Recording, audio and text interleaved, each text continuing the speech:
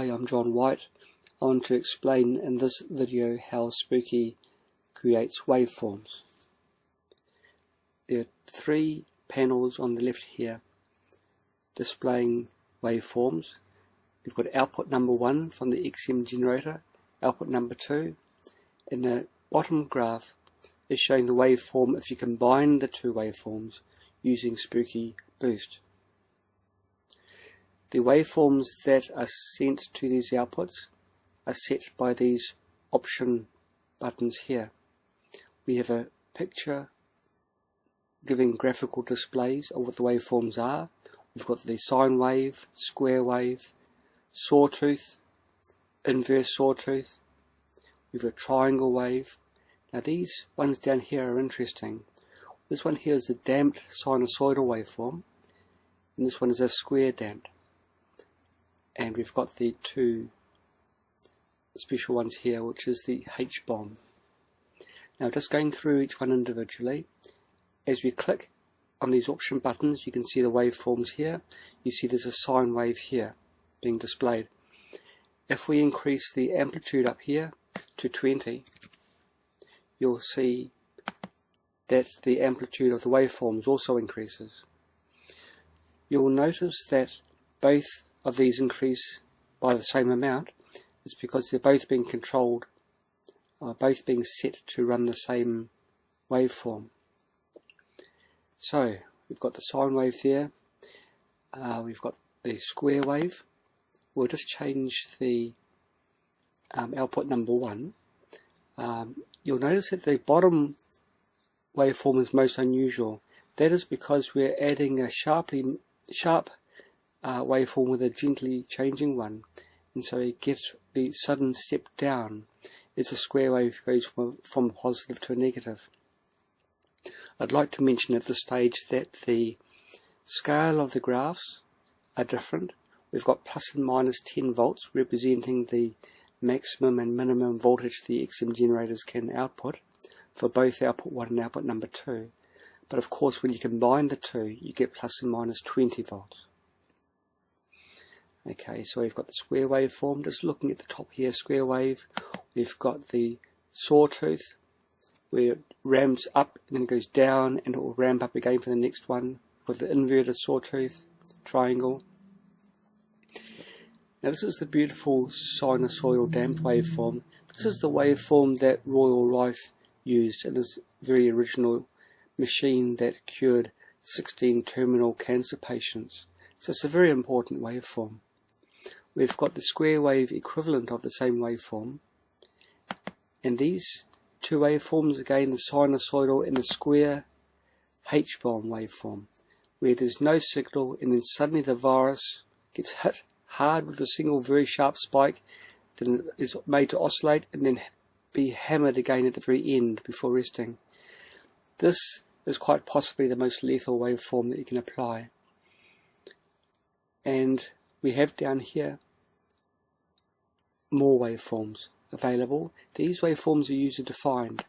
So we've got the ones that are up here, but there's some other special ones as well. There's some which I've created, Insomnia Pulse. There's a BXBY. This waveform contains the two frequencies that kill the cancer virus. Two different stages, both the BX and the BY. There's a lily wave. This waveform has been determined to be good for applying treatments which don't hurt nerves. And there's other experimental ones I've got here as well.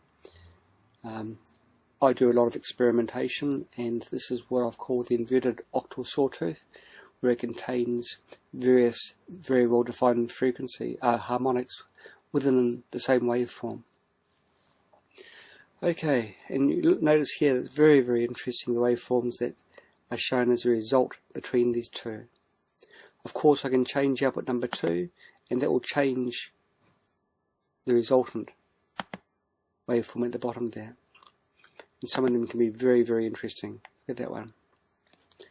Okay, so we've learnt how we can set the waveforms for output 1 and output number 2, and also change the output for number 3. But there's much more we can do. Let's say we set both the outputs for a standard sinusoidal. Now, we have a facility here of having a second frequency modify the waveform. So if we have a sine wave and we want to put 11 waveforms within the sinusoidal of each wave, and you want to add it, this is what you'll get. There's 11 different waves within a single sinusoidal. That's if we choose the option of adding F1 to F2. There's other ways that we can mix the signal.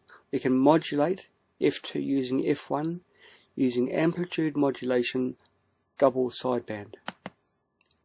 And that's the resultant waveform there. And we can also do single sideband, which is half that, and reflective. We can also apply a phase angle of the two frequencies, or between the two frequencies. So if I go to 90 degrees phase angle, it will change it very, very slightly. It's hard to see in this waveform, but it has changed it. So F2 is an internal frequency that is created by applying these maths to F1. F1 is the frequency that's being produced by that channel. And F2 then modifies F1 using the method chosen below. Okay, we'll remove that again because I want to go through other items as well. Now, we've covered the basic waveforms and we've covered the user-defined waveforms. We've got these three buttons down here. These are all pertaining to output number 2. Output number 2 can be set to follow output number 1. So if output number 1 becomes a square wave, output number 2 also is a square wave, and also the ramped and all the other fancy ones down there. Now there's an there's an inverse plus sync, which is the opposite. If we go to sinusoidal, when this one's going up and then down, the other one, output number 2, goes down and then up. So it's the exact opposite. And when you add those two, you'll get the waveform of output number 1, but twice the magnitude. And so for using Spooky2 where power is necessary, contact use, also tens pads, you'd use inverse plus sync, and you'd use a high amplitude, which is up here. Okay, now the magic. Spike plus sync means that the output number 2 produces the spike just at the peaks and the troughs of the waveform. So when output number 1 reaches its peak, output number 2 produces a positive spike, and when it reaches its trough there, it's a negative asymptote. Output number 2 gives a negative spike, and you can see the resultant here. Okay, we'll choose both waveforms to have the sinusoidal. This column down here is a very powerful feature. It's called the wave cycle multiplier. If we enter a value, if we change it from 1 to a 2, it becomes 2 waves for each wave cycle. Now, that is very important because it's a way of increasing the maximum frequency that the XM generators can actually produce. Those generators are rated at 5 MHz, but they can be made to run much faster. If they can run this waveform at 5 MHz, it will be actually producing a 10 MHz signal. Well, that's great, but again, it's a small improvement. If we make it 5, so it's 5 wave cycles per waveform, all of a sudden our generator can have a maximum frequency of 25 MHz. That's great, but there's actually more, and I'll come to it soon. Now, still sticking with the sine wave, the wave cycle multiplier can be applied to all these waveforms except for the H-bomb. Let's have a look at the next column, spikes. These two columns control how a spike is introduced into the signal. Let's say we have a spike of 4 units.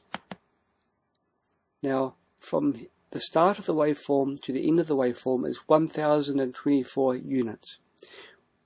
We're using a spike of 4 units long. Here, here, up here, and down there. Now, let's say you don't want to have a spike positive and negative. You only want spikes on the positive part of the cycle. Down here, you can choose between positive and negative, or both. So I want to deselect the negative, and now we've only got positive spikes there. That's fantastic. But let's say you want to have one spike, and then a rest period, and then another spike. Well, okay, we put the number of spikes we want down here. So we want one spike. There we go, one spike and then the rest period.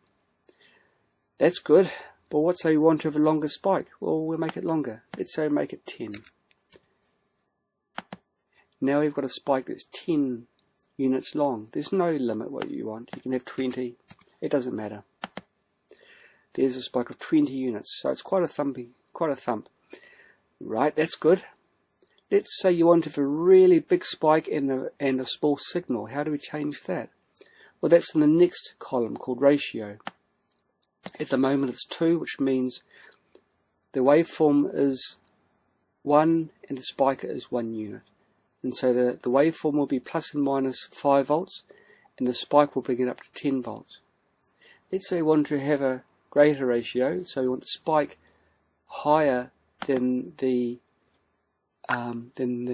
much higher than the rest of the waveform. So I've made it 4 now. So now the spike is 4 times the size, four times the magnitude of the waveform. And so here you see the result. The spike still goes up to 10 volts, but the waveform itself is only 2.5 volts. Right, we'll make that back 0 again. Just incidentally, let's say we change a lot of things around and we're not happy with the way that we want to go back to factory defaults. You can go to File and then Restore Original Defaults. Everything's back to how it was from the very beginning when you first installed Spooky. So I'll bring the amplitude up to 20, which is my preferred value. That means the signal is the most powerful it can be. I can choose File, Save as Startup Default, and so the next time when Spooky starts, he will start with these settings. Okay, I'm going to show you something very interesting. I'm setting output number 1 for sine wave, output number 2 is follow output number 1, which means it's going to be identical waveform. I'm going to put a wave cycle multiplier in. It's going to be a large one. It's going to be 96. Now you can hardly see, but there's 96 cycles for each waveform. If the XM generator put out 1 Hertz, which is 1 cycle per second, the output from the generator will be 96 Hertz. Now I'm going to show you this last column. This is called spectrum. Spectrum means that within, I'll explain it by example. Let's say we go 20%. That means spectrum will create a frequency, every frequency plus and minus 20% for the set frequency that the generator is putting out. If it's putting out 100 Hertz and you analyze the frequencies that was truly coming out for the generators will be showing everything from 80 Hertz to 120 Hertz. And the increments of each step will be 96 above and 96 below the set value. Now it isn't easy to understand, and I do ask you to read the manual. It's explained further. If we go to database up here, and no, I chose the wrong. File, create spectrum sweep. A spectrum sweep is using the facility of spectrum of hitting many frequencies simultaneously. I'll call this one new program. Now in this create spectrum sweep, we want to select a low frequency. Let's say we know that the germs that we want to hit are everything from 120,000 Hertz to 160,000 Hertz. Now to sweep from 120,000 to 160,000 and hit every frequency is going to take a long time, and it's going to take a lot of maths. Generally in rife work, frequency tolerance of 0.025% guarantees that a germ is going to be hit. That's a tolerance beyond which the frequency is going to be ineffective. The frequency application time is the number of seconds that the frequency is going to be within the plus and minus 0.025% of that set frequency. I've got already the wave cycle multiplier of 96. I recommend 96 because mathematically it's very precise. And frequency hits per sweep, I can set up the spectrum sweep so it hits each frequency several times. I'll leave it at 1, but it can be set to any number. There's 3 different types of spectrum sweeps that come with Spooky. There's a simple one where the frequencies move like an inverted hair comb and each frequency is hit singularly. It uses 1 output. The dual converge sweep is when we have the frequencies moving up on 1 output and the frequencies moving down on the other output. And so both outputs are working together to guarantee that every single frequency is hit and hit hard. And there's a dual weighted sweep where the lower frequencies are hit by output number 2 and the higher frequencies are hit by output number 1, and there is an overlap. And so I create a single spectrum sweep. On the right here you'll see that the spectrum value to set is actually 92.308%. The sweep start frequency is here. Sweep stop frequency. It sweeps from 139.8 kilohertz to 140 kilohertz. And so it's a very narrow, it's a very small movement of frequencies. To sweep from 120,000 and hit every single frequency between 120,000 to 160,000 hertz, which is quite a large band, takes 11 minutes, 55 seconds. And every frequency is guaranteed to be hit. Okay, so we save and exit. So we do a search. So up here we enter new program. You see that new program hasn't come up there. That is because the database has not been refreshed. So we refresh the database, and there's our program there. So we select it. In the notes here, we set the wave for sine, which it is already. X equals 96, which is there. Spectrum equals 14.286. So here's the spectrum field here, 14.286.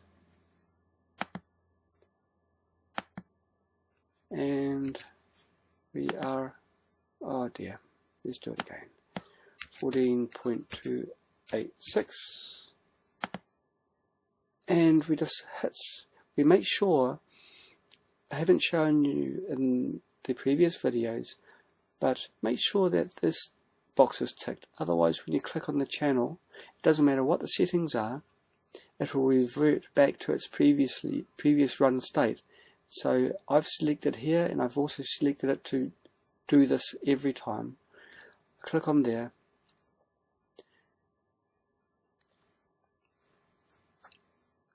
Now unfortunately I haven't actually got my generator connected, so it is going to fault out or be very slow. the parameters are here, the program, new program, which is a custom database entry. There's the sweep parameters there. Shows you what the status of the generator, and we're away. Now I won't run it, but that's as we're focusing on waveforms. But that's how it's done. Now there is more. You notice that with square waveforms, the duty cycle can be set here. We can set a duty cycle of maybe 70%. But if we change the waveform to a sinusoidal, see, you can't change that. Not just that, but it's also gone to 50. That's because only a square, rectangle, or pulse waveform can have its duty cycle changed. It's not a limitation of Spooky, it's a limitation of science. Same with output number 2. Again, we lose the control there. It stops being editable.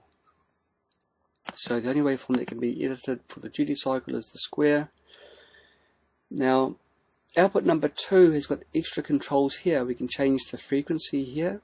If we do a converge sweep, we enter some values here, and the program tells you what this create spectrum sweep will tell you what the entries are. If I did a dual converge sweep, this is the database entry that gets entered, and it shows you what's going to be written. But dual weighted one, again, output number 2 equals out 1 times 0.25 plus 0 Hertz. That value gets entered into here, into there. So we'll cancel out because I was just illustrating how that was done. And so here we can enter in output number 2 is always, say, twice the frequency of output number 1. Or if you want to always have it so that it's always 20 Hertz above output number 1, you'd enter it like this. And you can also vary the voltage, so output number 2 is always 0.5 times the voltage of output number 1. So if output number 1 was 10 volts peak to peak, output number 2 is 5 volts peak to peak. It's if you'd like to do that. Now it doesn't actually fit here, but I'll explain it now. If you're driving a device that's what they call a TTL input, or a transistor logic input that can only handle plus 5 volts or 0 volts, you make the amplitude 5 volts and the offset will be 100%, sorry. And so there we have the output signal level for TTL. This is old-fashioned TTL. The modern TTL is 3.3 volts. And so you can see it's reduced down there. That's the settings you would use for driving a device that uses TTL input. Okay, well that's pretty much covered it. Thank you so much for watching this video. There is more to come. Thank you for watching.